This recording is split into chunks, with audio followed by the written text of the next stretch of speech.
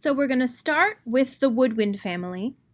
These are instruments that are made of wood or used to be made of wood. And what I mean is, for the flute and the piccolo, they used to be made of wood. A very long time ago, the instruments that were the flute and piccolo were made of wood. As time went on, they became produced in metal, but the way that they are played and the way that the vibrations happen still produces sound that is very soft and light, and they don't sound like they belong in the brass family. Even though they are made of metal, their timbre, what they sound like, still is very woodwindy. For both of them, you blow across a hole that sits right below your lips, and you kind of have to blow across the hole, and that makes the sound. Lots of wind. The vibrations then travel through the flute out to your ears, and you hear them. Next, we're going to talk about the saxophone really quickly. The saxophone technically isn't a standard orchestra instrument.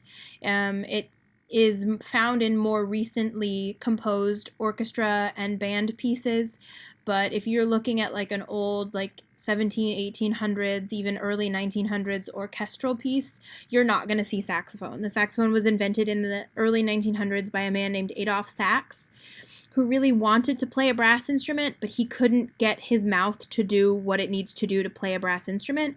So he took a woodwind mouthpiece, a clarinet mouthpiece, and put it onto a brass instrument to create the saxophone. We've got here a baritone clarinet, or a contrabass clarinet, a regular clarinet, an oboe. This is called called an English horn. This is a bassoon, and this is a contrabassoon. And if I go to the next slide here,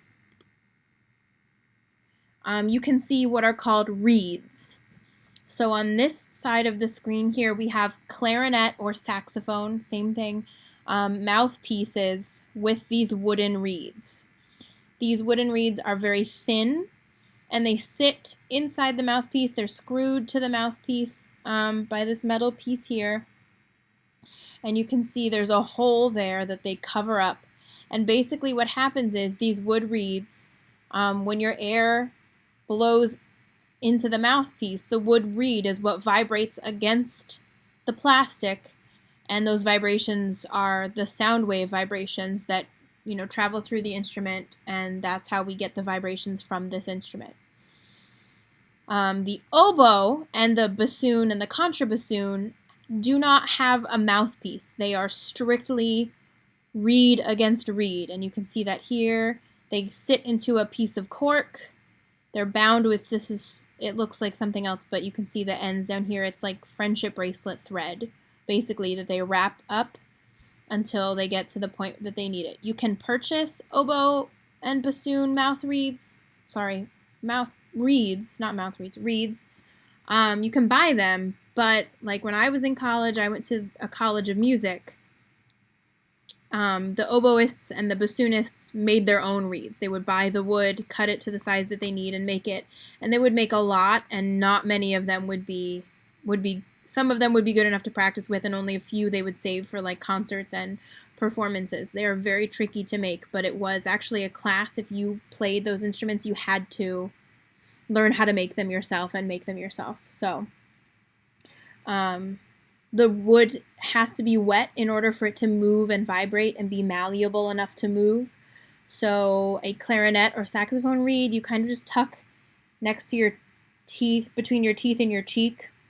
When I played the clarinet, which I only did for a few weeks in one of my classes in college, and I was horrible at it, but when I played, that was the first thing we did. We took out our reed, we put it in our mouth to kind of get it wet, soaked in our spit, while we got our instrument out and got it together, and then we put the reed in. You don't leave it like you suck it off when you pull it out of your mouth. You don't leave it like dripping with spit. And then actually the oboe reeds, I've seen them put in little cups of water and kept in little cups of water. Something that is really interesting, though, is the oboe and the bassoon are the closest instruments to the human voice because this is essentially what the shape of our voice box looks like. We don't actually have cords, they're called vocal folds, and it's basically two folds of skin like this that vibrate together, and that's exactly what happens with the oboe and the bassoon. So that is just something interesting to note.